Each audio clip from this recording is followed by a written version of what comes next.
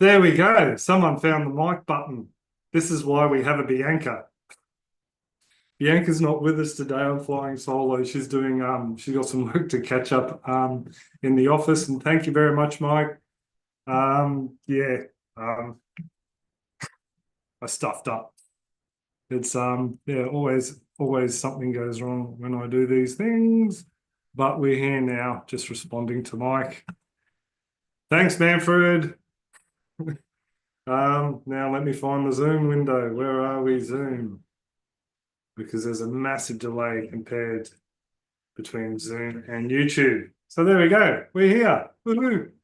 Um, yeah, I've just got just excuse me, I'll just rabbit on randomly while I go and click all the social media buttons around the place, just to let people know that we are live and no Facebook. I don't want to put an ad on it. I don't know why Facebook keeps asking me that. Now back to all the supporters and do a post there, publish, and I've got to find you, find fellows. Oh, hang on. Publish on YouTube. There we go. And we're back. So sorry about that. Yeah. G'day, folks. It's been a few weeks since I've posted a video, so I thought I should do a live today just to catch everyone up on what's going on. Yay, hear you now. Good evening here from Kentucky. Hey, Renee. Hi from Ipswich. How's it going, Keith Allen? Yeah, and Mike over in the States, and I think there was Big Wave earlier. I can't find my mouse. Where are we? Yeah, Big Wave Flower earlier. How's it going?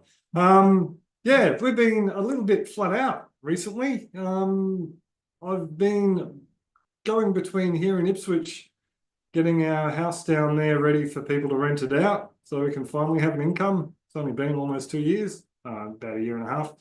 And also trying to get the guide all polished up and ready to go. So later on, if enough people want to have a bit of a gander, we'll have a bit of a look at the guide and where it's standing at the moment. I have sent emails out to a load of folks who have already purchased the guide. Where is B? Yeah, I'm sorry, B's downstairs. She's working. Sorry, Austin. She also has her own little side business, the bridge between, which just helps people out with a few bits and pieces. So she's down there with a client today. I think she's sorting someone out down there. This was a bit of a spur of a moment thing. So unfortunately, she might come by and wave in the background if she finishes early. We'll just wait and see what is happening. But yeah, I've just been busy doing the guide, getting it all ready. I've filmed some extra bits and pieces. I've created some extra content. I want to show you guys that. Getting the house in Ipswich ready, and also need to do some tidying up. Yeah, at my mum's place as well. So I've been a bit here and there and everywhere and haven't really had a lot of time to film much content farm-wise or aquaponics-wise. We'll go over some of that stuff a bit later. And of course, we're also in the hunt for a new rod or mower of sorts. We're ditching the old tractor style and we're going to go for a zero-turn mower. So we've been on B's days off, and when we've been together, because I've been away a bit, we've been going around a couple of different ride-on places. So we'll cover that in a minute. Just Big Wave has asked what the temps are sitting at, and I'll get my handy dandy converter out. For you folks over in the States, temperature wise, what are we sitting at the moment? We're sitting at 28 degrees Celsius at the moment.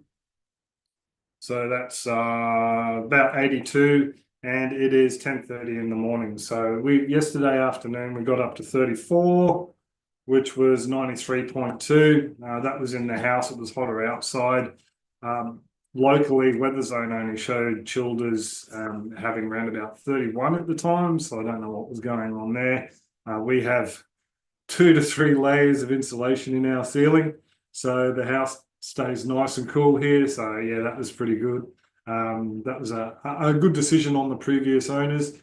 So upstairs and downstairs stays 3 to 4 degrees cooler than outside, if not more, with all the windows open because we don't have aircon and the fan circulating. So Yeah, nighttime temps are dropping down. I think we had 19 degrees the other night, which is 66. So yeah, even though we're in fall or autumn, yeah, it's temperatures are still pretty livable here. And I'll stop bouncing my knee because I just realised it's the camera. So yeah, temps have been pretty good and sweet to us so far. If anyone does have any questions about yeah, anything we do on the farm or aquaponics or gardening in general, my shoe size for instance, hit us up in the comments and I'll try and get back to you. How's it going, Mr. Steve? Bob, I was known as Bob for years. Rob, Bob, whatever you want, mate. Things are going good. What's up? Not a lot, mate. Not a lot, mate, at the moment. Just working on the guide. Yeah, and seeing what's going, trying to get that all sorted out so we can have it up and running by the end of the month for the people who've already purchased it. But yeah, Mike has just said, what about running a compact tractor with a mid PTO and billy mower? So I might as well jump on that now. That's actually something I would really like just for around the farm, around the farmyard and doing stuff around here, garden-wise and that, Mike. And also to do slashing out in the paddock. It is on the cards. We don't need a tractor with a large bucket, and it's very hard to get a bucket at a decent price for the pardon me, for the tractor we do have. So actually looking at getting the a small mid-range one with a bucket just to nip around and do fence holes as well. For corner posts, we're going to be using steel posts and plastic posts for most of the fencing we're using because we're going to go to electric. But yeah, a nice little small tractor, even if it doesn't have the slasher in the middle, like Darren, a mate of ours, Darren, just down at Hervey Bay. He's got one of those jobbies. I think he's got, I don't know if he's got I know he's got a Mahindra Ute. I don't know if he's got one of those small little compact Mahindras or whether it's a Kubota. For some reason, I think it might be a Kubota. So yeah, let us know if you're out there, Darren, which one you have. He's probably at work at the moment. Hit the like and leave a comment. It helps his channel grow. Thank you very much, Steve. Yeah, if you could hit that like button when you see this, even if it's on a replay, it really does help the YouTube know to send this out to other people, recommend it to them. If they're online presently and they'll pop in and say g'day, I'd appreciate it. So thanks, folks. It's just that little thumbs up icon down there. Yeah, so compact tractor is on the cards eventually, but at the moment we're looking at a zero turn. I've posted a couple of pictures around social media and different places and had a good response from a number of folks, some people in the industry, which is great. John, a local fella, he has suggested that we hook up and he can give me some specifics on what to look for. So yeah, we can sit down and look at build. I think he's more, sorry if I don't look like I'm looking at the channel, I'm trying to look at the comments at the same time, flying solo. Yeah, he's recommended that, you know, if we hook up, he can let us know what to look for build wise, quality wise. And another bloke is a worker at a mower shop in a nearby city or town, Gympie. Hey, Jennifer. So yeah, he suggested that we could pop down and have a bit of a chat and see what he's got on the go down there, what he's got on offer. So yeah, it will be good. I mean, everyone who we've seen so far has been very helpful, telling us that their mowers are the best. If they sell a few brands, ranking them 1 to 3. But yeah, it'd be good to speak to someone who has been across a number of different brands and really doesn't care. So that's something we're looking at. Well, so far we've ruled out Husqvarna and where are we?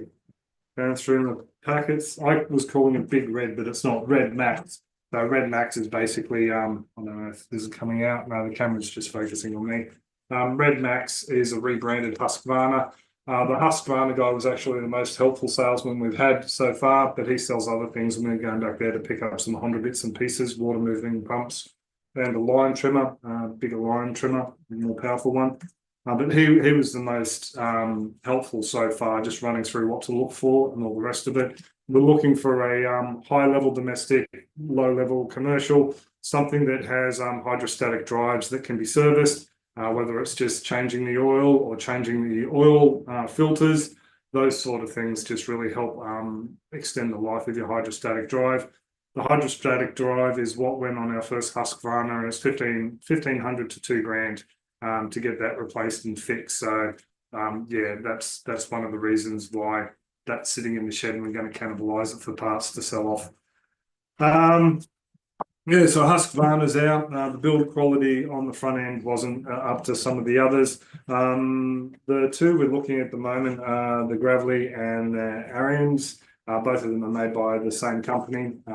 They're just, I don't know if the mowers are exactly the same and they're just rebadged between them, or it's just the one parent company owns both of them. So we're looking at them. Also to Toro.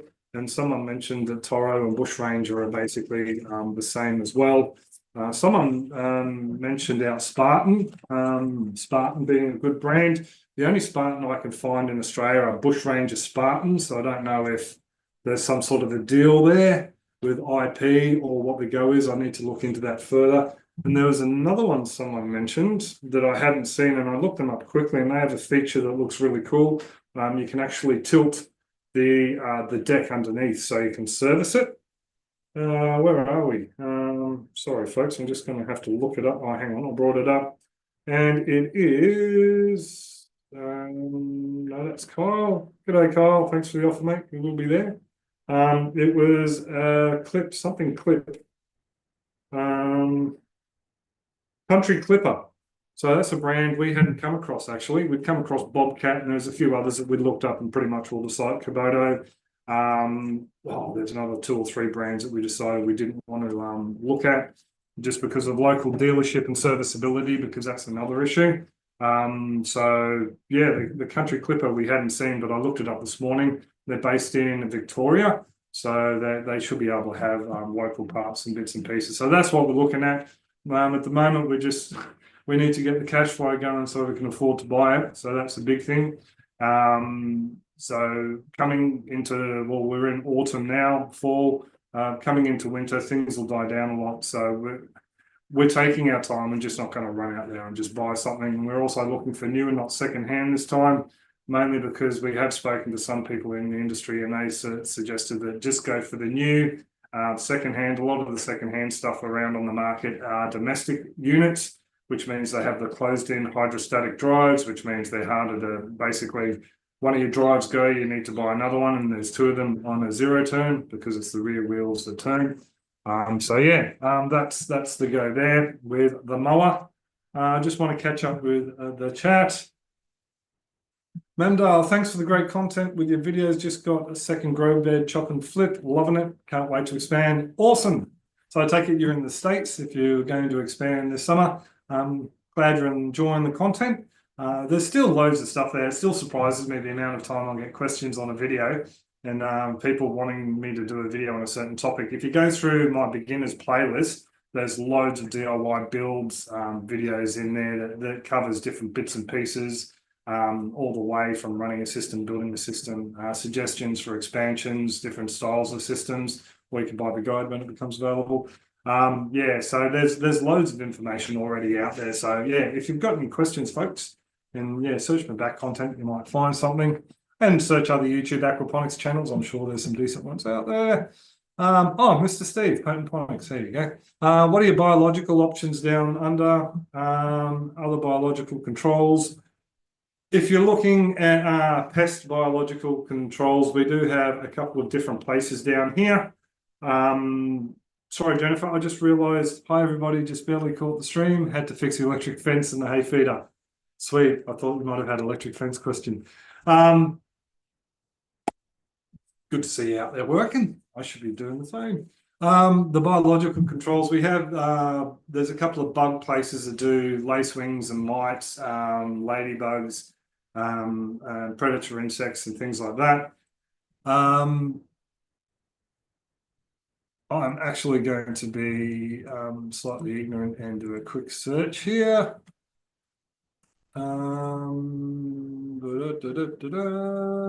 Oh, the fungus. Okay, it's a fungus. There we go. Thank you, Steve. Fungal controls. There are none that I'm aware of for pest species that are freely available. There probably could be if I'd search, but seriously, I haven't really searched, mate. Bianca and I did watch your IMO's series, parts 1 and 2. I don't think you did an application video though. But yeah, B was really interested in that because I remember you mentioned it about the cicada skins in the last live stream. So yeah, we looked at them the other day, checked them out. If you could pop a link, actually you can't, I don't think you can in chat. But yeah, the application one, I take it it's pretty much for the, I think it was 1 cup to 2 gallons or something along those lines. Can't remember off the top of my head, but yeah, really interested. For what few people are a bit confused, Steve runs another aquaponics channel and focuses on dual root zone growing systems, that's soil beds, and also does a lot of natural farming techniques like the IMO, Indigenous microorganisms, and also a pest one as well, which he shared a link for with me. I'll put it, actually, I'll find it and I'll put it in down the bottom here in the description after we finish up. Otherwise, this will get really weird, this stream. But yeah, he was talking about that. So basically, you culture a whole heap of insects. You pop them out in the wild with some cooked rice. The rice helps feed some microorganisms. It promotes the microorganisms that attack those particular insects. And then you take that culture back, you brew it up again, and then you can spray that on the plant. So when those pest creatures come, there's naturally occurring fungus that will attack those creatures on your plants, and they are pretty much all just a natural organic biological control that's found in nature. And even better, if you're doing it on your own property, they're local indigenous microorganisms that are going to fulfill that role. So yeah, so there you go. I will pop links down below. So yeah, there's none commercially available that I'm aware of, but yeah, I'm sure we could culture something out under the trees here. Rob Bob is a ZZ top of aquaponics. Yes, I wish I knew how to play guitar properly. Cheers, mate. Yeah, stateside, I've watched your videos and bought your guide. Oh, sweet, mate. Well, the guide, if you're a supporter over on the supporter thing, I can give you access to the new guide. Now, actually, that's a good somewhat busy. Okay, Paulie has just asked something else. I'll talk about the guide now. Yeah, the guide, if you are a supporter, hopefully you should have got that's either on the YouTube members or on the Farm Your Own Yard supporter page. You should have got an email now with a link to get access to the new guide. I will bring the new guide up because I have it in separate windows. And hopefully I can do this without stuffing up. Share my screen. And here we go. So the beginner's guide is the same as it was before. It is a video-based guide. This is what you see if you click on the link. Oh, this is actually our website. So you got our supporters community, a link to our shop, the YouTube channel itself, the guide for beginners, and mentoring, because I do consultations and mentoring and that sort of thing as well. The address for this, by the way, is robsaquaponics.info. I called it .info because it's where most of the information stuff is housed and based. So far I've broken the guide up into a couple of different modules as such. So we have what is aquaponics and how does it work. So we've got the quizzes. There's only one quiz there at the moment, but hopefully all of them will have quizzes. They'll be a little bit silly. But there will be information. There will be a bit of a knowledge test in there, but yeah, I just like to be a bit goofy at times. So the quizzes will be added to every lesson. What is aquaponics? How does it work? That's pretty basic. Understanding the ammonia and ammonium in aquaponics, which is something I don't really talk about a lot, mainly because I'm gauging my information at beginners, and beginners sometimes like to go like a bull at a gate and they stuff things up and they don't have the correct pH and water temp and all the rest, and yeah, they can make mistakes. So I don't really talk about how you can sort of circumnavigate some situations, but this guide will now be covering that more. It's not something I'll really be putting on YouTube, because then you get that, I did what he said and he's killed my fish type garbage. Anyway, aquaponic system design, locating a system and the basic components, because this guide is not for you folks who know everything there is to know about aquaponics. If there's someone off the street who doesn't want to pay $1,500 for a course or a guide or something like that, the cheap basic version gets you going, and you can build a system with what you learn here, and run it as well and jump hurdles and as they come up. Locating and basic components, essential components, that is separated because it's a deeper dive into particular components. 3 basic plumbing system layouts, and then calculating the numbers of fish for your aquaponics system. That's basically because it's something you need to know in the design stage. It's no point wanting to grow 100 fish but only having 2 square meters or 18 square feet of grow bed space if you can't create the biological filter needed to grow 100 fish. So it's popped in there because that's part of the design aspect. Fish and sump tanks, as you can see, there's only 1 video in there at the moment, the backup air system. That's because I'm creating new content around fish tank and sumps. So that will be added in later on down the road. Once I have all the original videos uploaded here to the guide, I'm pretty much all just going to be releasing the guide because it's what was there already, pop it up for sale, and then new bits will be added as I film them basically. So there will be more content on fish tank design and aerating the fish tank, and also sump tanks, grow beds and components, explanations and DIYs, how bell siphons work and how to build one, bell siphon troubleshooting and tips. They are such an easy bit of kit, but I see people say they're, created by the devil and then they can't figure them out. I don't understand it personally. They are very easy to make, very easy to run, and can be used in all sorts of different systems.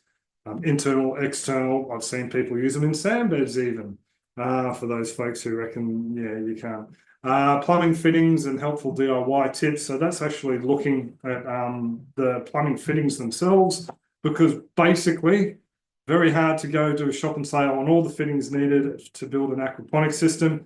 You pretty much will go to your local big box or plumbing supply. Big boxes are better because you can play Lego, you can set stuff up on the ground and work out what fits where and all the rest of it. So that video just runs you through what's basically available, mainly here in Australia, but a lot of it is can be sourced overseas in America and places in Europe. Southeast Asia, I know a lot of the similar fittings are available. South America, I have had some people I've done consultations with there say they can't necessarily find the exact fittings, but there are comparable ones. Then we get on to biological and solids filtration, basic plumbing components for drains, around filters and solid lifting outlets in your fish tank, radial flow settlers, how they work, how to build one, maintenance of a radial flow settler, which is something I never included previously, but as someone pointed out, yeah, fine, you can build one, but how do you run one? Because I hadn't really covered that. So that's a new video that's been added to the course. Moving bed bioreactors and biofilters in aquaponics, and guess what? They're not all filters in a drum. And also a DIY canister filter. And there will also be how to build a proper moving bed or proper backyard DIY version of a moving bed bioreactor. That video I've pretty much all finished editing. I just wanted to get the other ones uploaded first, so that's a new one into this guide. And then a basic DIY chop and flip IBC aquaponics system. There will be more system builds coming to that section. There'll be a small one. I'll be including.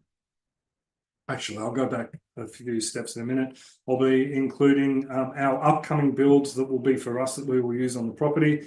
I will also be including a standalone 3 IBC build system that we may not use on the property, but I just want to build it just because people have asked how to do it.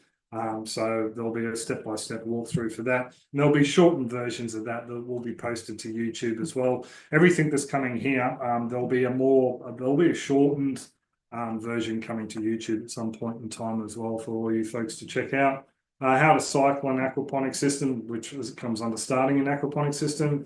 How to start off your plants. When you first start an aquaponic system, there's certain ways I'd recommend you start your plants. There's certain ways other people recommend, but if you want to get success and not come and complain that all your plants are dying, there's a specific way to do it. Selecting the fish for our aquaponic system, different places, different rules, different regulations, different fish for different requirements. I mean, no point using goldfish if you want nice big chunky fillets. So yeah, how to select, adding fish into your system, so actually releasing them in, compost worms in aquaponics and their role in the system, very short one, very basic, it's not too complex. And then plants in the aquaponics system, different ways to start off plants in the bed, pest control in aquaponics, and then I might do something else in there a bit later on. Just back here, the grow beds. The grow beds, there's going to be videos added looking at soil-based grow beds, sand-based grow beds, deep water culture grow beds, nutrient film technique systems, also shallow water culture, not deep water culture, shallow water culture. A lot of people using those pipes with the holes in them, and they're calling them NFT. They're not, they're really a shallow water culture system, but yeah, a look at that will be in there as well. So that's pretty much what it looks like at the moment if you log on to it. But if you actually buy the guide, this is what it looks like. They all break down into videos. I'll go back to what is aquaponics. Where are we? Where are we? Don't even know. Oh, here we go. I have to click over here. So basically you get your video and then you come down here, and underneath every video, this wasn't on the other guide, so this is what makes this guide better. There is going to be a breakout of information, some that is included in the video, but a lot of information that wasn't maybe included in the video because it takes a little bit more to break down. There will be added pictures. That's one thing from the last Hangout. People did say that they would prefer to have a couple of pictures thrown in for explanation, so that will be added. I do see the chat is going off as well, but I'll get back to that. So yeah, there is more information added in there, and you can actually comment in this one. You can comment, you can engage me. Yeah, this hairy fella asked me a question, so yeah, you can actually ask comments in there. You can engage with other people who have purchased the guides, create a bit of a community around the guide. So that's awesome. I'm really enjoying the fact that we can do that now. And I will be setting up a chat feature so you can do a one-on-one, ask me a couple of questions one-on-one. I can't do a full consultation through this system. If you want to do that, unfortunately, yeah, you have to pay for that service because I do get pretty in-depth with the consultations. But yeah, if you just want to ask quick questions, this is a great way to do it.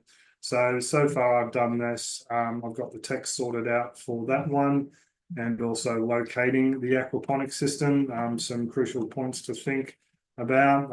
Yeah, that may not have been touched on very deeply in there. That's been added in there, and I'll do quizzes and that sort of thing. So that's where we stand with the guide at the moment. So it's pretty much all.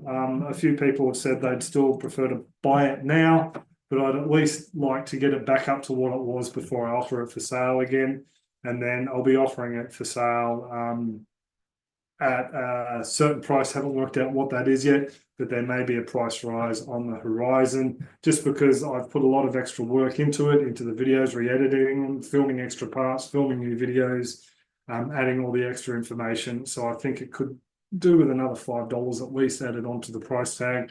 But yeah, I'll ask for everyone's opinions about that down the track. Hopefully I'm getting a good enough quality here. I keep getting fluctuations between excellent connection and bad connection on my streaming computer. But anyway, so yeah, that's where we stand with the guide. So a bit long-winded. Hope you enjoyed that little bit of a run through of where we're up to at the moment. Polybra, cheapest place to buy average acreage. Oh, acre, I dare say you mean acreage, mate? Yeah. Oh, next comment. We moved away from Brisbane mainly because we wanted somewhere larger.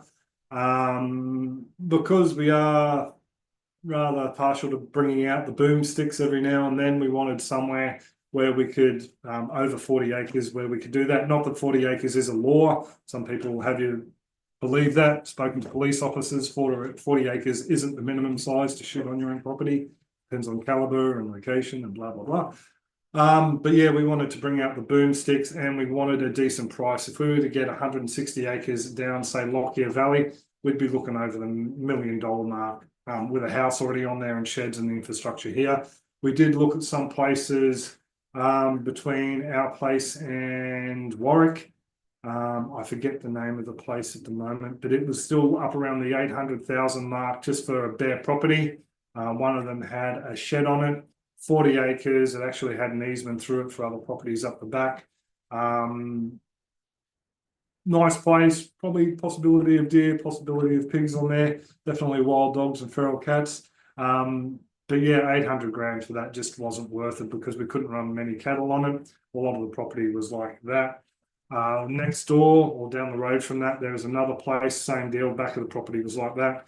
And yeah, not a lot of acreage for running cattle, and they wanted around the same amount for a shed with an open base. So it had a dirt floor, I think, and the bottom bit was exposed. Had some nice rainwater tanks. So yeah, we decided that we had to move further out of Brizzy. It helps that a lot of people can telecommute for work at the moment. So yeah, out of Brizzy was our option. B can telecommute. Plus in Bundaberg, 45-minute drive from here, there is an office where she can log in. So tomorrow I think she's off in there for a day's work because we've got rain coming all this week. So apparently we're going to be flooded in again. Woohoo! Yeah, so the cheapest areas we found, you can forget about Sunshine Coast hinterland, you can forget about Mullaney, even Gympie, but then again, Gympie has its pros and cons. If you're spending a lot of time in town, yeah, I like Chills. It's nice and small and compact. It's got a supermarket if you need to use it. We prefer to use a small local IGA. I suppose southwest of Toowoomba, I do know there's some mining issues down there in the future. There's a CSG and a coal mining map you can pull up. I don't have the link for it, but it tells you where proposed mines and explorations are going on. And that's why we stayed away from that area, because there's a bit of that going on down there. Stanthorpe had some really nice places. Just decided it was a bit too chilly for us. And they were fairly cheap, probably on par with what Gympie, not Gympie, sorry, up here around Childers is. But yeah, just locally to Brisbane, there's, unless you can find a gem out, say, Somerset Dam way-esque way, every now and then something really cheap came up out there. But yeah, that's pretty much all it. So, but then again, mind you, we were looking 2.5 years ago, so I don't really know what's happened in the market since then. So I hope that helps somewhat, Paulie. Jennifer, sounds really interesting. Wonder if I could get that to work on squash bugs. I think he actually Steve mentions in the video stink bugs, grasshoppers, which is a big one for me, because grasshoppers are pretty much all the only thing we can only use exclusion on. There's other measures you can use with other pests that we get, Jennifer. So yeah, it might be interesting. And like I said, I will put a link down after this is finished. Hello, Jackie boy. And yeah, you can suss that out. Howdy from Florida. Hey, g'day, Rick. How's it going? Worms, composting worms, probably. I'm not too sure what that's in to do with. Sorry. Too high fatness watching from Saskatchewan, Canada. Well, you set up your indoor. Nice one. Do you get to grow outdoors at all, or is it pretty much all just indoors up there? I know it's pretty cold. From memory, I have pictures of it being almost white year round. It's Saskatchewan. Sorry. Not enough coffee, too much talking. There you go. Steve has already answered you. Is Gympie named after the evil Gympie plant? No. What you doing, Jack? Hang on, guys. I think I need to lock Jack on the deck. We have goannas running around. Jack, huh? There's a goanna in the feed shed. The goanna just chased something into the feed shed. Yeah, he literally just ran by the guinea pig feed, the guinea fowl feeder. Sorry, guys. Tonight's me.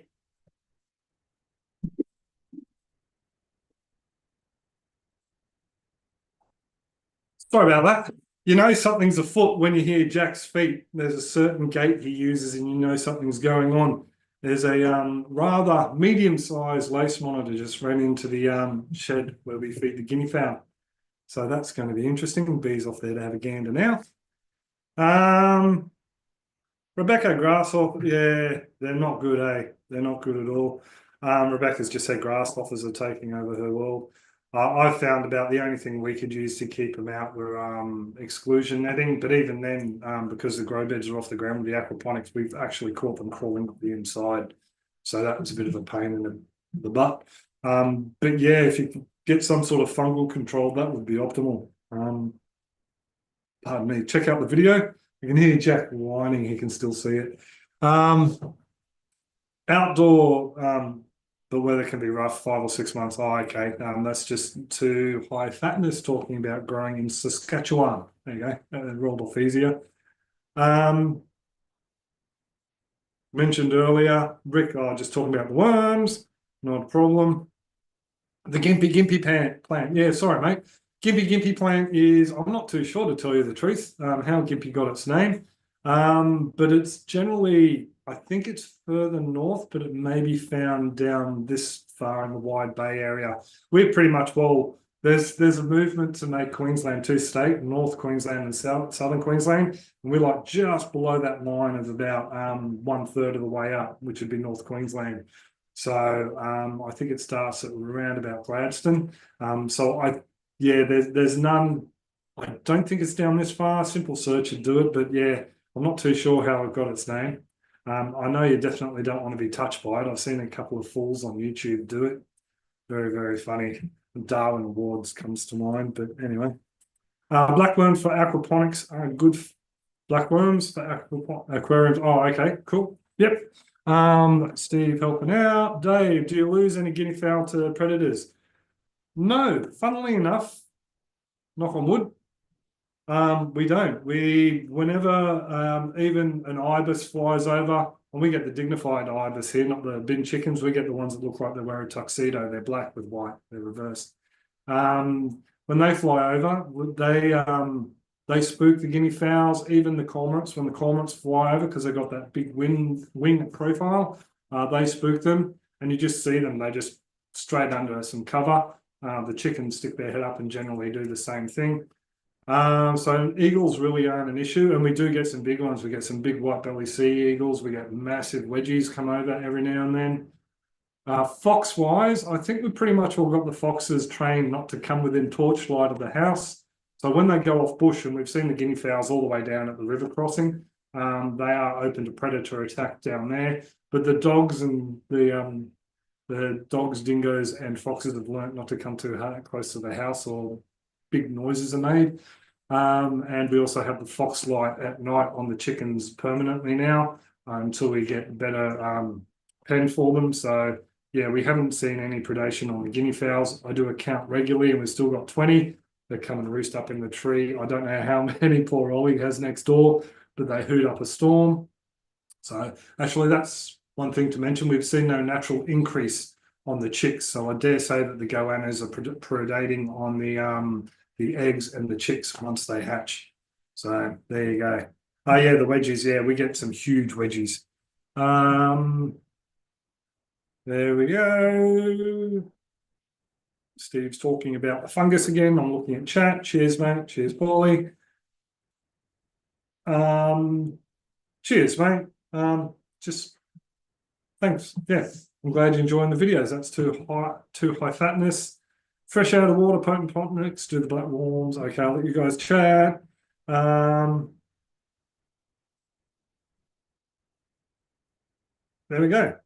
Yeah, don't forget to click. Thank you, Steve. Steve's helping me out. Don't forget to click and subscribe and like and thumbs up and comment and all that sort of stuff. Yeah, so caught up with chat, talked about the mower. Was there something else I was going to talk about? I feel there was. Not that I can think of really. Yeah, the tractor, other than the tractor hasn't been put back together again. Had a few full starts, got up there and ended up getting sidetracked. Half the shed is now taken up with bits and pieces. We've moved up from the house because trip before last, I did another big trailer load of stuff that we hadn't moved out of the house.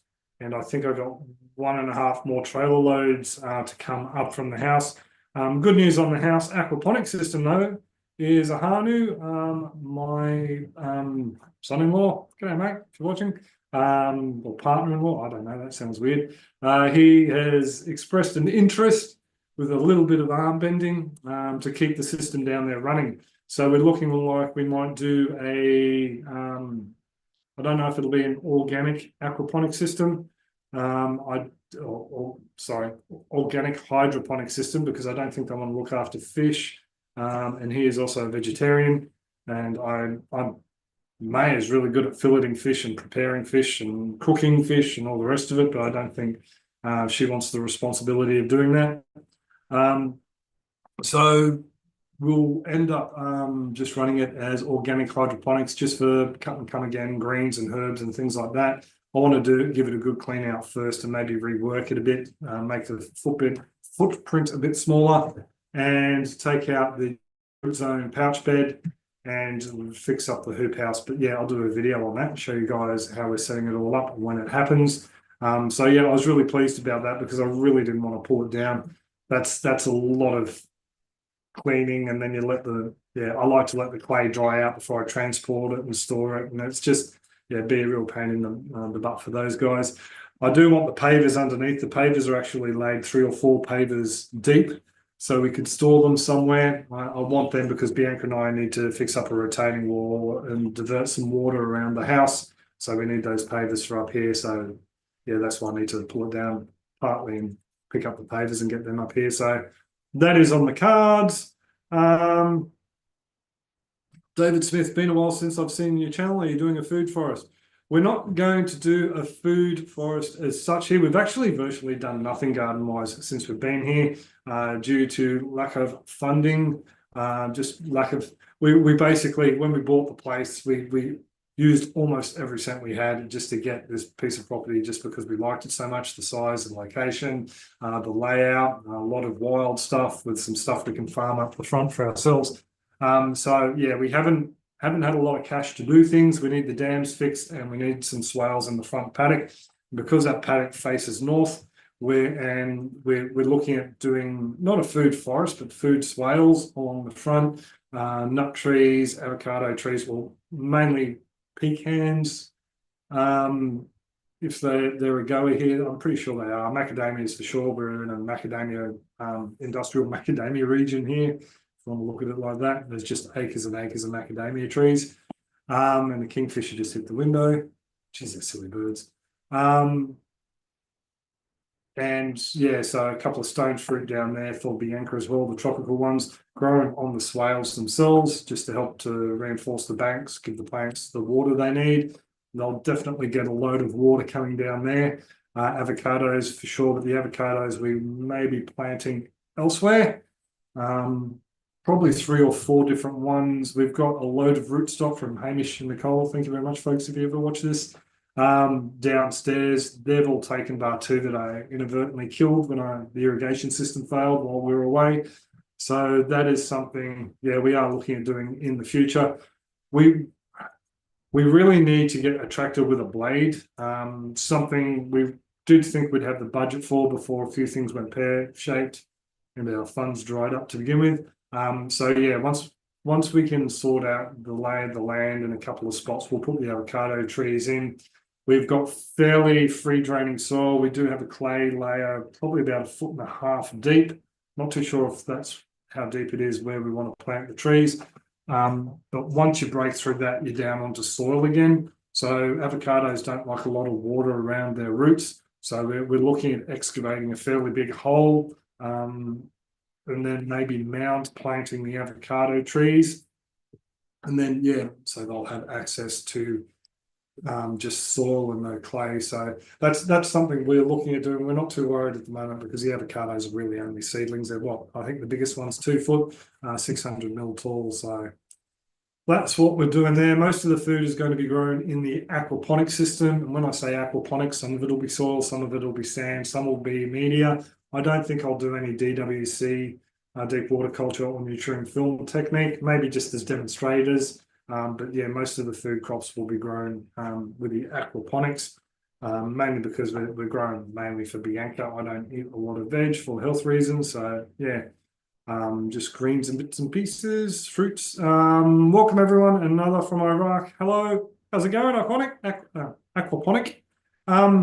Quick question from Iraq. How do you grow? How do you set up your aquaponic system? Do you do large deep water culture? Do you do media beds? If so, what sort of media beds? Really would like to know. So I'm really interested. I know a lot of folks, I follow a sandponic guy in South Africa, My Aquaponics, I think the channel is, helped them fix a broken link on their YouTube channel the other day. I know they do a lot of sand growing, but they're not just strictly sand. They sell biomedia for biofilm reactors and all sorts of stuff as well. So they're into their plastic. Wallies. Sorry, not those guys, other IVS people are Wallies, but anyway. Yeah, so they're one people that I follow, a lot of folks I follow there. I think there are a couple of Egyptian IVS sand growers over there that I want to look into as well. Yeah, interested to know what you grow with in Iraq. I have a mate in Saudi Arabia, but I think he pretty much all just grows in soil now. He hadn't commented on anything for ages, and he came back the other day saying he was growing again and just logged in. So yeah. G'day, Janice. I saw I got a PM from you this morning too, Janice. Sorry I haven't hopped over to Messenger yet, but I'll have a gander when I get there. Hope all is well with you. Yep. So you can always watch back. It's been a pretty boring one. Bianca, the star of the show, is not here, and Jack's abandoned me for a goanna. Too high fatness. You and your wife have done amazing with the hurdles. Obviously, yeah. When you live it, you get a little bit down in the dumps and depressed and all the rest of it. But yeah, we'll go there. I'm not too stressed. Do a balance, then I'm fine. So yeah, it's all good. Thank you, Rebecca. Hi from United States. G'day, Alfonso. Can do flooded fields like we do in Kenya. Works better than IVS. Yeah, that's one of my things with IVS. We can't grow a pure IVS system here because all the sand we have will have nutrients in it from the creek system. I won't be taking sand directly from the creek, so I won't be breaking any laws. Where we have the flood high tide mark on our property, we have tons of sand that's built up over the years. I just need to scratch back some ground litter and a few plants, and I can get the sand from there. Virtually no soil, clay, or silt content in it. I've already had a look, but there will be nutrients in there. So I won't be able to tell if all the nutrients the plant gets are from the fish or from the sand. So there will be a nutrient bank built up in that sand. Hello, Leslie and David. You have a nice week too. Yeah, so also too, the water we'll be using will be coming from the dam. So it won't be 100% nutrient free. So you can see where I'm going with this. If you folks who aren't aware, the IAVS is a method of growing with sand, and there's some conjecture about how well it grows. Please don't go off, Steve. Please don't go off. I'm trying to keep this nice here. There's different people saying that it will work and it won't work. I've seen it work to an extent, but it wasn't a pure system. I want to have a crack here. But like I said, I can't grow a pure system because I would need sanitized wash sand, and I would need nutrient-free rainwater. Otherwise, there's other factors that could bring nutrients into the system that could look after nutrients deficiencies, which is something, g'day Steve, something that IAVS claim that they never get a nutrient deficiency in their system. And there's a few other claims they make, but anyway. Yeah.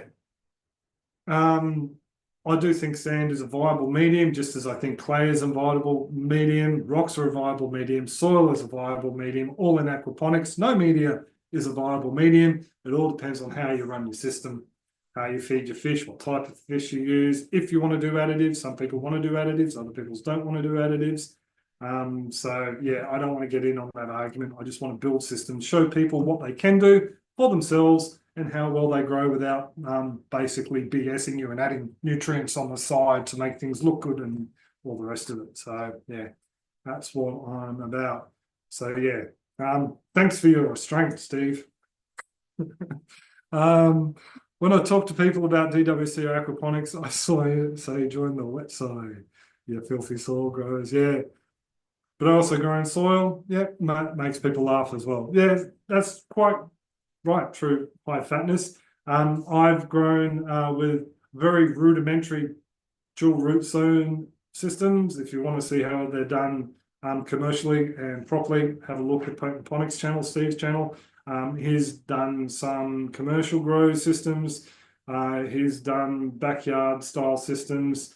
The podcast they had people on, loads of people on, growing dual root zone as well as medicinal cannabis as well. So if you're into that sort of thing, check out Steve's channel and like and subscribe while you're there. Growing with soil, I know people have had flow through aquaponic systems where they're basically a wicking bed flows through the bottom to hydrate the soil. Yeah, and they seem to work fantastic, best of both worlds.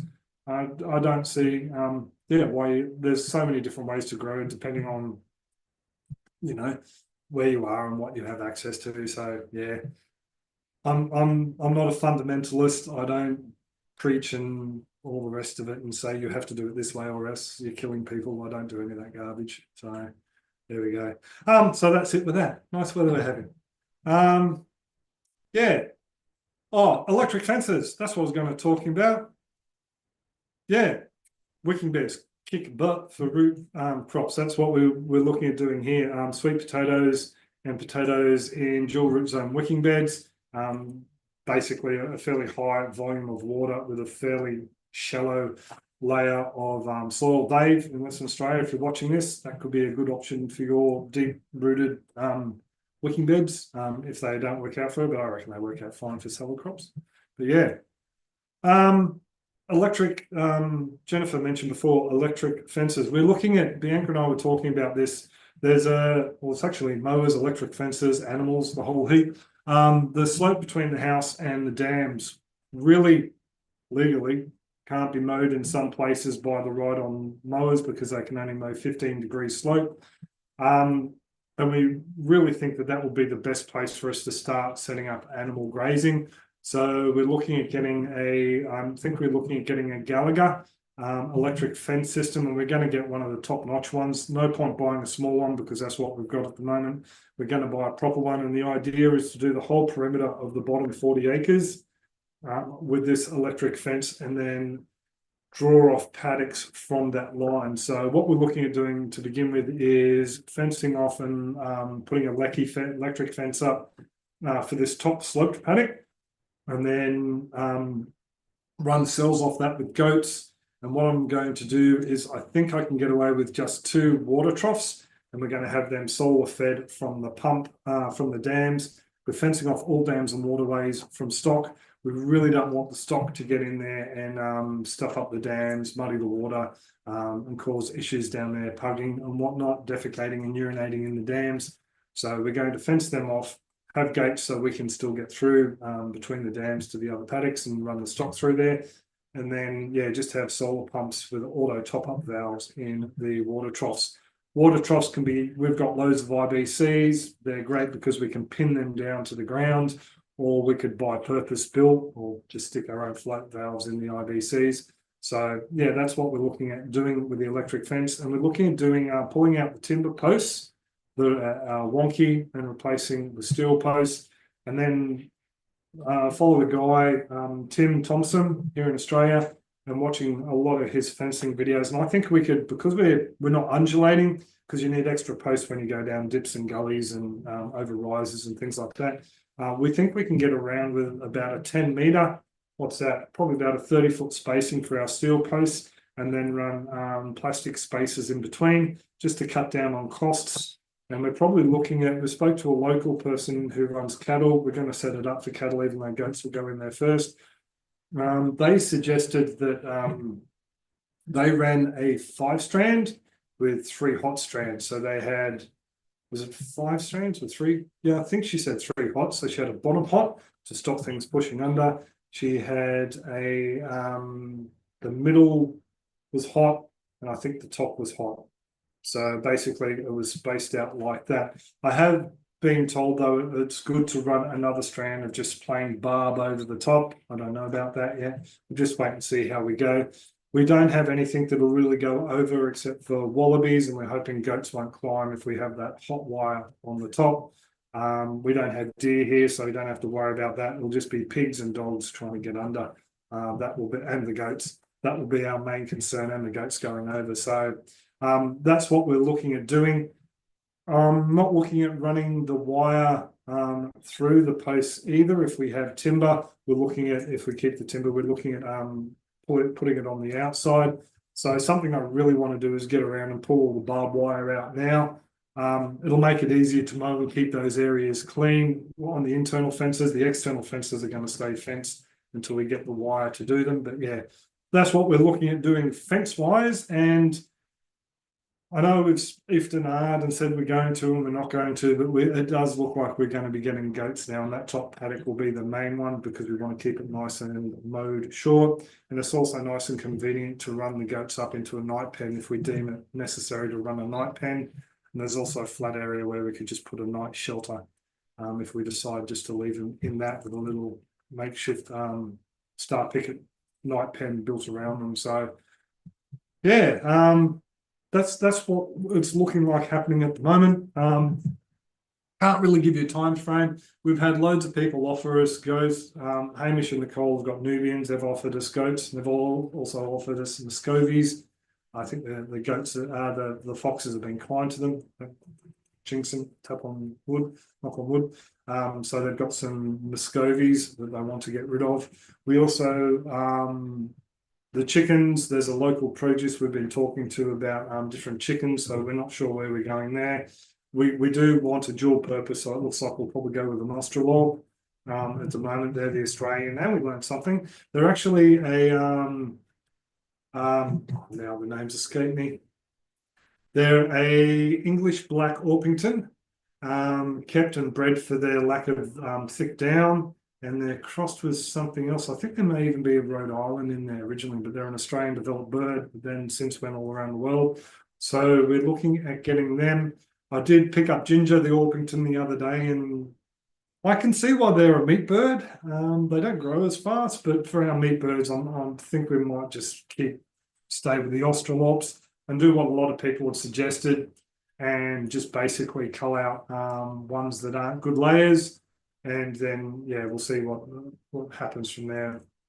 Just progressively cull rather than do a batch cull and have meat birds and laying birds. We'll just do the dual purpose all in together and just cull some specific birds as we want. Maybe a couple for the freezer and one for a meal or something like that. But yeah, definitely going through the eggs, and they're not keeping up with it at the moment. Chook Chook's the only one that's laying, so we have decided we are going to do a cull. We think the only ones we're going to keep is Chicky, little black Australorp, and Chook Chook. Andy's going to get the chop, and so are Ginger and Marianne. Not too sure how far down the line, but yeah, they'll be the first birds harvested on the property. I know, Brian, if you're watching, we haven't done the guinea fowl as of yet, but we actually grew to like them. They hang around the house. As far as we know, them and the goannas are keeping the snakes away because the chickens are locked up all the time at the moment, just because they poop everywhere and they're very sociable and they like to sit outside the window. You don't want chickens pooping around the windows and the doors, so they're locked up in their pen. The guinea fowl, they're not as messy. They come around, they come right up to us now. They've become really sociable. They're not scared of Jack anymore and go off their brains every time they see us or the dog. So yeah, we're giving them a hard pass at the moment. And it is nice to find an egg in the middle of the lawn every now and then. Crazy birds, but yeah, they got a hard pass at the moment. But yeah, the goats will be for lawn mowing and for meat. Cows will be for meat. If we get Dexters, we might see if we can keep one for milking. If we can get a placid one, they're a pretty placid breed, because we would like to make our own butter and cheese, not necessarily for milk. We don't drink a lot of milk, but yeah. That's where we're standing at the moment with the birds and the cattle. Nubians are good milking goats. Yeah, they are. But we're not really into it for the. I suppose we do the cheese with the goat's milk. I'm not a fan of I'm not a big fan of the goat's milk, to tell you the truth, mate. G'day, by the way. How's it going? Thanks for the support. More pretty much we're just looking for the meat side of things with the goats and the cows at the moment. Yeah, so also too, my back's had it. I can't milk goats. I know you put them up on, you build little stands and all the rest of it. I had told Bianca that she'll be milking if we get a cow, but then again, she's short. She can fit under a Dexter. Good thing she's not here. I'd be punched right now. Yeah, dozens and dozens of eggs. I know, Jennifer. It's not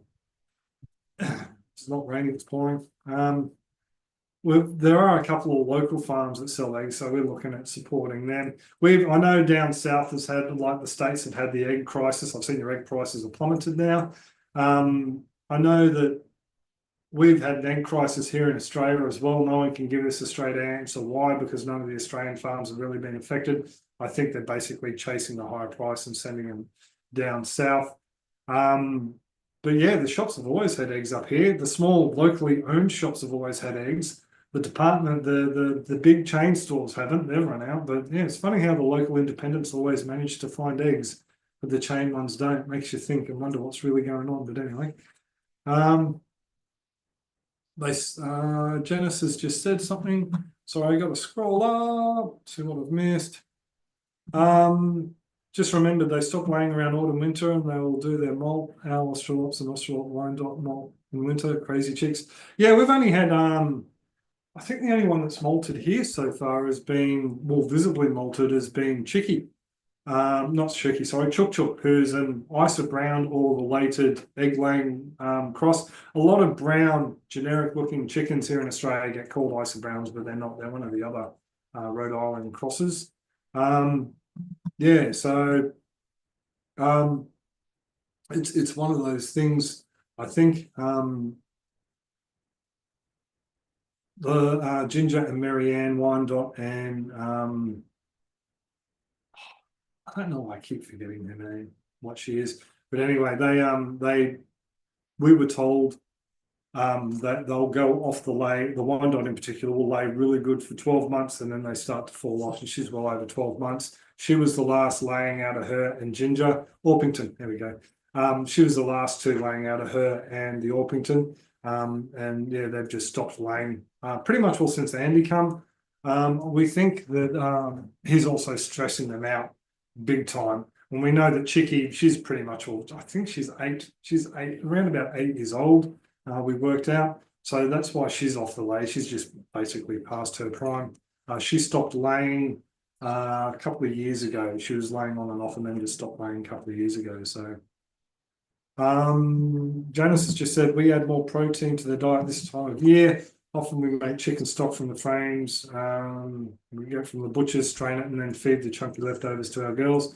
Yeah, we've cooked up eggs when we had, especially back in Ipswich, when we had I think we had 5 girls laying every day. So we were cooking up their eggs, sticking them in a blender, and then just scrambling them basically and feeding them back to the girls just to give them an extra protein boost. That worked really well. Hello. Are you going to say hello? Hello. Hi. You go find your other stuff. I picked tyres. You pick tyres? Yeah. Bianca needs new tyres on the car, so getting a bit slidey on the gravel road, even though they've graded it. So new tyres tomorrow when she goes into Bundy, if they can fit you in. Yeah. Exactly right with the eggs. Small stores always have a fridge full, Coles and always none. So over it, yeah. And there's a couple of producers that sell farm gate as well, which helps. Isa is molting right now. Chook Chook hasn't really molted since she's the only one that's really molted since we've been here, but she hasn't molted this year, has she? No, she's starting to look a bit scruffy, but I don't know if you can hear Dee, but she's starting to look a bit scruffy. Yeah, I don't know if it's stress though. Yeah, Andy is a pain. Relentless. We have Bianca calls it the what do you call the shelter? Oh, yeah, rape-proof So shelter. they have a rake-proof shelter, which is just a bit of plastic over the top. Because I know that ducks can get rather aggressive, but he will just do it for half a day, just non-stop. And as far as, yeah, it's Chook when he goes on one of those bouts, it's probably a dominance thing, but when he goes on one of those bouts, everyone stops laying. So Jack will comfy over there. If you make their days longer, they will keep laying. Yeah, that's what commercial guys do. They run the lights in their big barns and that. So I've seen them do that. Janice just said she has a chicken about 16 years old. The Chook Sanctuary, yeah, that's basically what we're running at the moment. Jennifer and Janice both said hi, Big. Hi. We're basically. She's getting on. Yeah, I said she's 8, 9. Yeah. Yeah. Yeah. Yeah.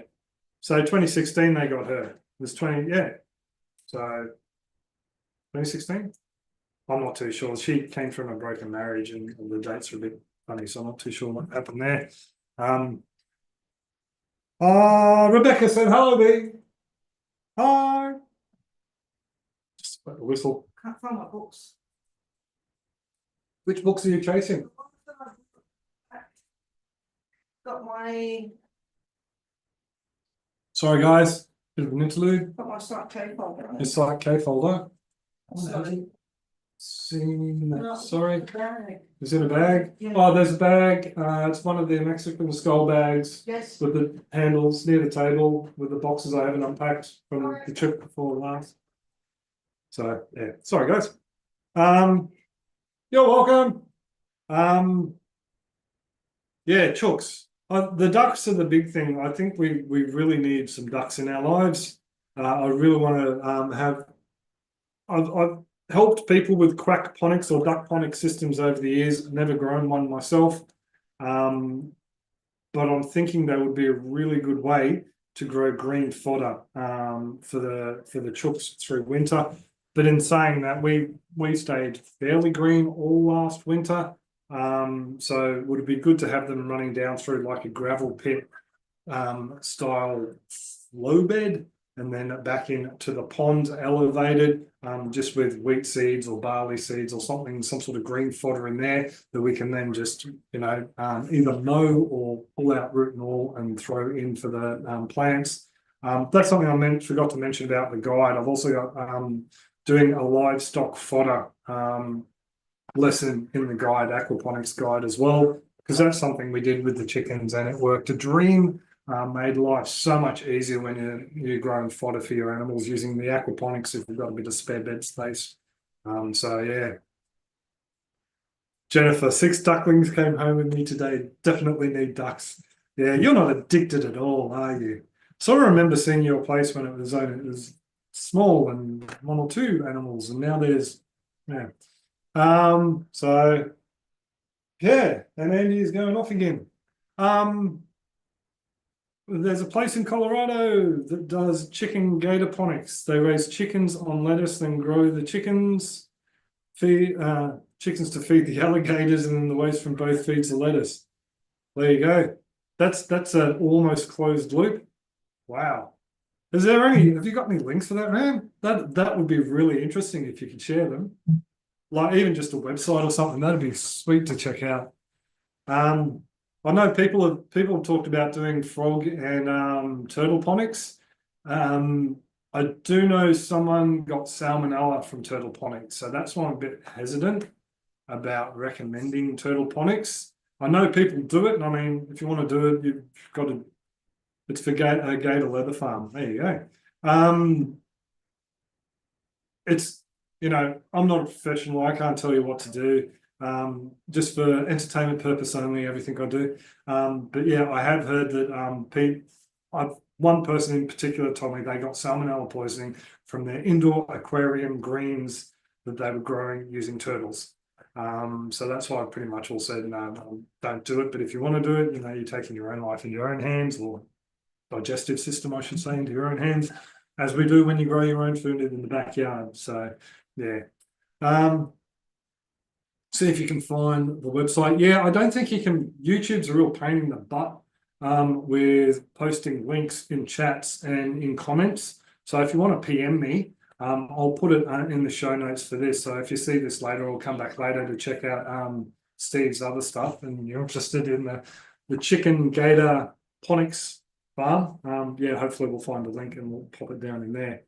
So yeah. Has anyone got any questions or any content they would any stuff they think they would like to see? It's on Facebook. Sweet. If anyone has any information or content they would like to see, or let us know in either the chat here or the comments underneath if you watch this later, because I won't be doing like a full-scale aquaponics system anytime soon. There is a small one I've had in mind to do for ages, just so people can stop hassling me, to do with sand. It'll just be a small little sand system. But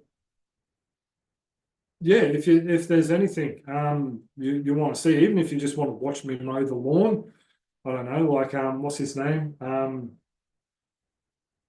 Hi, I'm Pete, just a few acres. He gets the drone up and follows him around mowing. I've seen people comment and say they just watch that and they don't watch the rest of his videos. Anything, like if anything you guys would like to see, know about, whatever, leave it in the chat or the comment underneath this, because it's definitely something we're open to. I get, like I may have said before, I've been a bit down over just sitting here and not having the time, not having the resources to do stuff and all the rest of it. But you guys might have some ideas that I could knock off, you know, keep you guys entertained and keep me entertained and sane. That would be fantastic. Antonio, hello from Tennessee. It's been a while. How you going? How's your lake ponics going? Oh, yes, that's one thing that I keep not finishing, the pond ponics. The system is still there. It survived the cyclone. That was the other thing I've got to talk about. We survived the cyclone. The pond ponics, it turned out exactly how I thought it was going to turn out. It's a bit of a no-goer.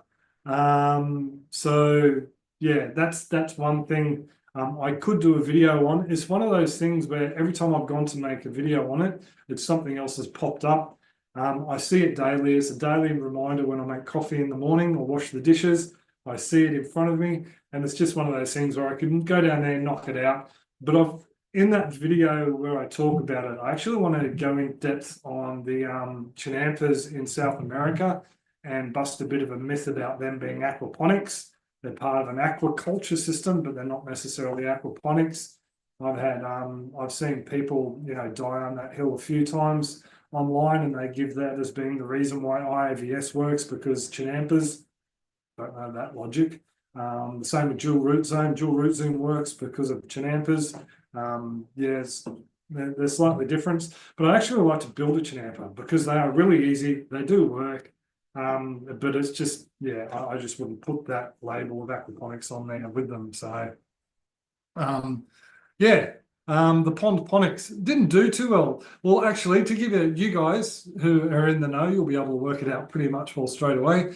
The plants stunted and they turned purple. So that was the first observations I made. They hung on for about a month or so, probably over a month, some of them. And yeah, so growth was negligible. So I'll leave it at that, but there will be a video coming with all that other stuff. The walks. I like to do the bush walks as well. Bianca and I were talking about it the other day. We haven't gone for a decent hike since around about Christmas. Well, I mean, we've done the small little loops that we do and stuff like that, but a good, well, what's on the top of this hill? What's over that rise? We haven't done one of them in ages.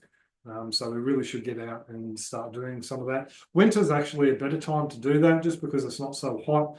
Also, the nope ropes aren't around as much. We sort of didn't want to do it too much from, say, September up through to December, because that's when the nope ropes or the snakes either gravid or they got eggs or there's young ones around, and we just didn't want to be around any eastern browns and that sort of thing, red bellies. Well, there's young about. So did see a number. Well, I have seen a few red bellies, big ones too, go down around the dam areas down there, but away from the house we don't care. They're part of the environment. But yeah, come winter we will be doing a lot more big hikes and we will film them. Had an idea growing legumes or soybean as alternative nitrogen source for the plants. Yeah, I have seen people, because they are an atmospheric feeder of nitrogen, that people have suggested growing them in large scale aquaponics to add a little bit of nitrogen. I'm not too sure, because basically what you're relying on the bacteria and the microorganisms to break those nodules down later on. Generally, the best results I've seen with nitrogen fixing is when they do a cut. They grow to a certain position. They grow to a certain stage of growth. Then they mow them, because that's when you've got maximum peak nitrogen nodules on the plants. They die off, decompose in the soil, and it's fixed directly by bacterial action. Ponics loves sand because it works. I think it works good too. Yep. Owen's system just blew me away. Actually, I did read a post on Facebook. If you ever do watch this, mate, I did graze over it.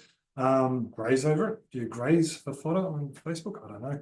On my Facebook, bits out the back page. There's a chap down in Brisbane who has a sandponic system. He's let it run down at the moment, but he's going to run it back up. I haven't gotten back to him, but he's invited me down to have a look at it. It's a pure IAVS system. So go down there and have a chat with him and have a look at his system and see how it grows. So yeah, definitely we'll be having a gander at that. I really need to get back to him. Sorry if I don't get back to you straight away on Facebook and all that. I go there, I do my post, have a quick scroll through, and then I bugger off. Otherwise, I just spend too much time there. So I've got to get the guy done at the moment. Yeah, I will test. Oh, I don't know. See, that's the thing, the water test thing. Yeah, yeah. That's why I want to do my own system, so I can test my water. I know what's gone in there, and then we can see. So that's yeah. Hey, Steve. Definitely, if the root zones have more oxygen, oh, the nitrogen. Yeah, okay. I think that's what Antonio means.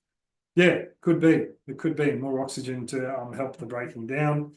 Do we have crocs there in Australia? Yes, down here, no. Although I have been told that there are sorry, I haven't been told. I have seen that historically crocs, the odd saltwater croc has made it down the coast, way below the tropical zone.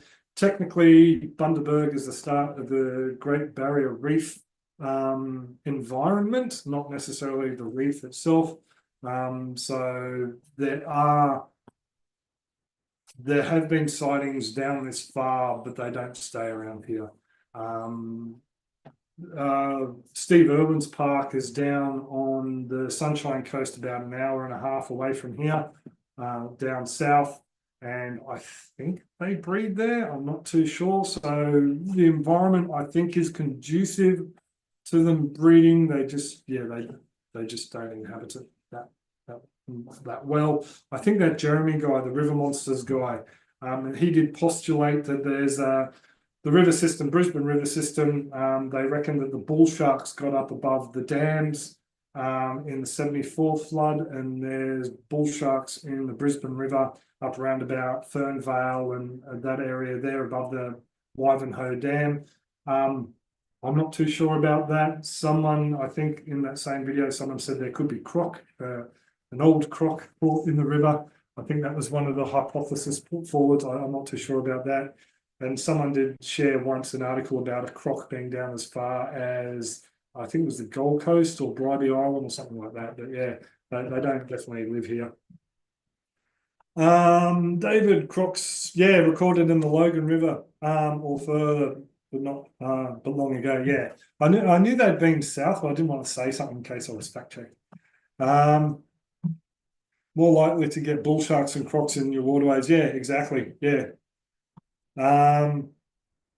Just look at night with a good flashlight. Yeah, there's definitely none in our creek system. The heaps of tilapia. I don't know if I mentioned this in the last hangout. I don't think I did, because I think it was before that. We met up with our neighbour in the local stores before the last flood, and we had a bit of a chat about it. His brother was actually up here fishing. He was camping here, and then he was going to go out to Woodgate and actually go surf fishing, a couple of good spots along the coast here.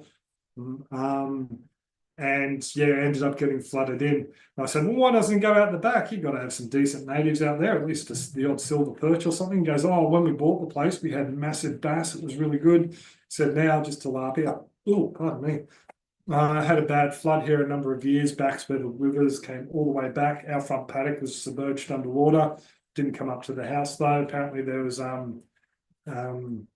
they were for about a week they couldn't get out, which was a lot of water. But yeah, the backed up all the way into his 30-acre lake out the back. So now it's just full of tilapia, decent sized tilapia, but yeah, all the bass are gone. Tilapia have taken over. So that to me would mean that those weird circular shapes I've seen in the back dam may not be tyres after all. They could be tilapia nests. So because just the amount of disturbance on the surface of the water we've seen, yeah, they're bigger than bigger than the small fish that come up. The fish traps haven't yielded anything yet. We've put them out a number of times. I think the opening might just be a little bit dodgy. So yeah. So Winton, Townsville, Brisbane. My hubby was the one that told me. Just back to Janice again. More likely someone just threw something. Yeah, quite possibly. I wouldn't put it past the larrikin to get a bull shark further down the Brisbane River and take it home to Fernvale and throw it in. Yeah, because the weir at College's above College's Crossing, I know the water went over the top of that, or it may not have even been. No, the water did go over the top of that. It was Wivenhoe that wasn't there in 74. Yeah. So, where are we? Tilapia are illegal to eat, but they taste good. So I've heard, yeah, in Australia, for all you folks who, where tilapia is your number one food fish in restaurants, they're illegal to eat if you catch them here in Queensland, technically. They must be disposed of in a bin away from the river system where you catch them. You cannot kill them. They cannot use them as bait. Big fines. I think the last sign I saw was 150,000 up to $150,000 worth of fines, but I think that's if you're caught actually breeding them or keeping them in captivity. I know there was a science organisation that had them in the tank in their foyer at one point in time. That technically was illegal, but anyway. Yeah, but if you're caught at the river, like it's a small fine, slap on the wrist type thing, which is crazy because I know you can buy frozen tilapia in the shops here in Australia. Anyway,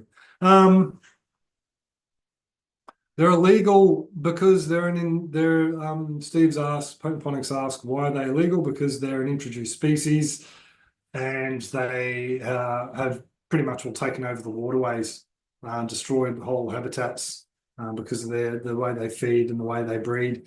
And yeah, so if we keep them or we catch them and we let them go in the water, they might breed and take over the waterways that have taken over. The logic is circular. That just doesn't make sense.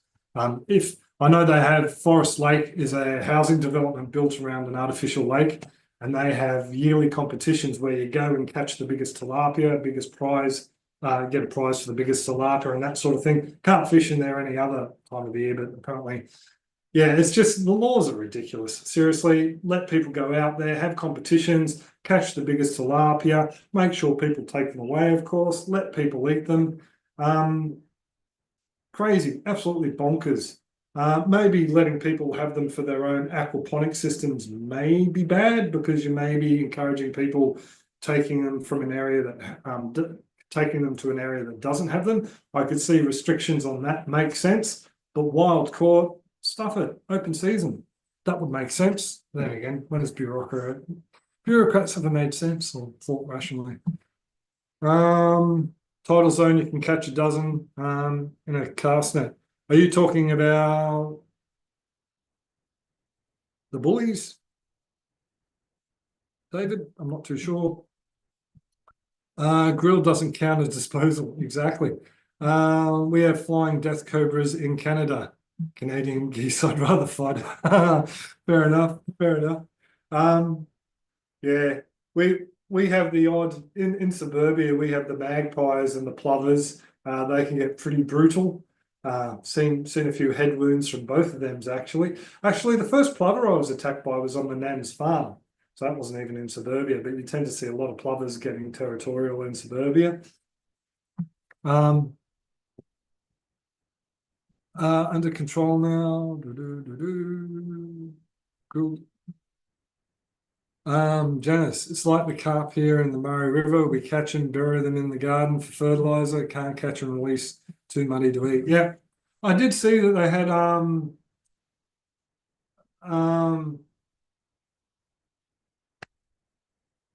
trying to think the name of it. Dead space on video isn't good. Sorry. So I've been told. Our national broadcaster. Something weird going on in the paddock. Sorry.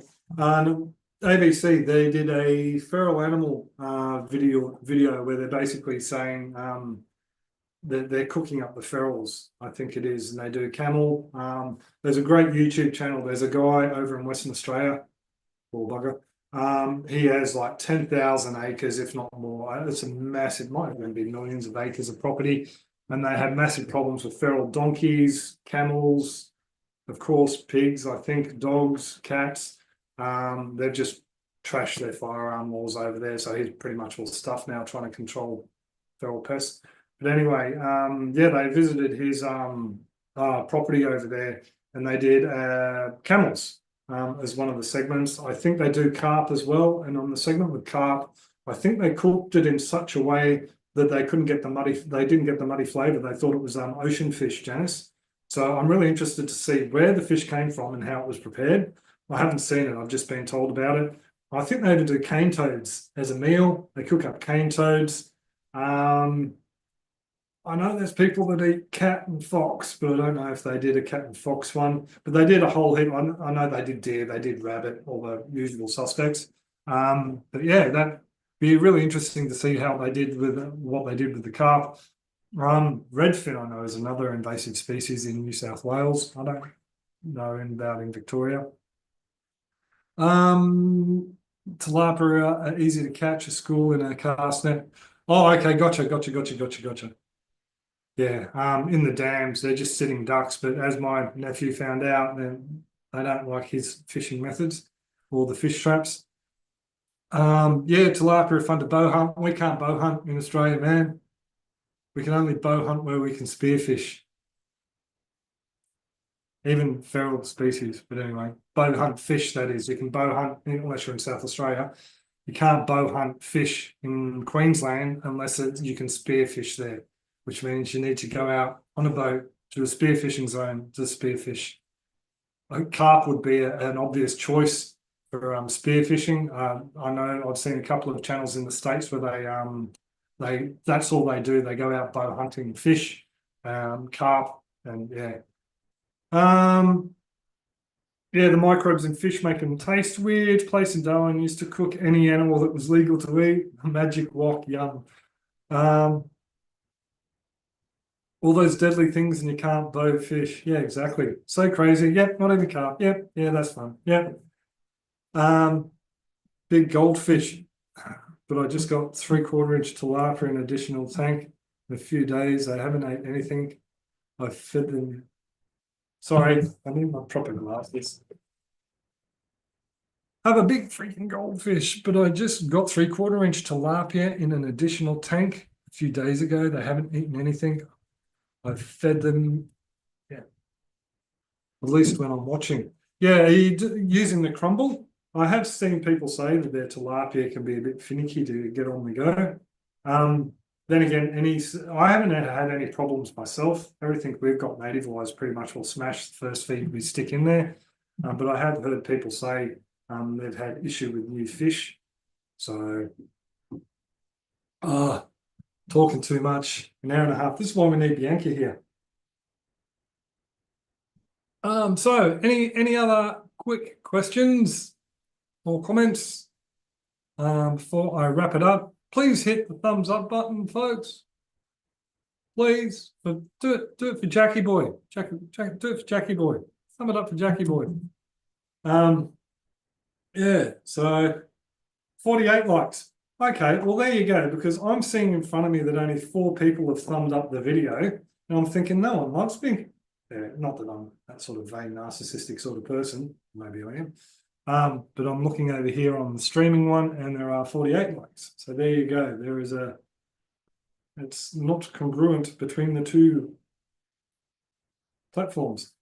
So anyway, if that's pretty much all it, folks, I think I might wrap it up. I'm going to do all you folks. Okay, I'll give you a quick roundup on the guide, just because that's what I've been focusing on. I need to refilm some of the fish harvest video today, by using the Ikijini method and why I like to use it and how I prepare the system to harvest, depending on the situation of why you're harvesting.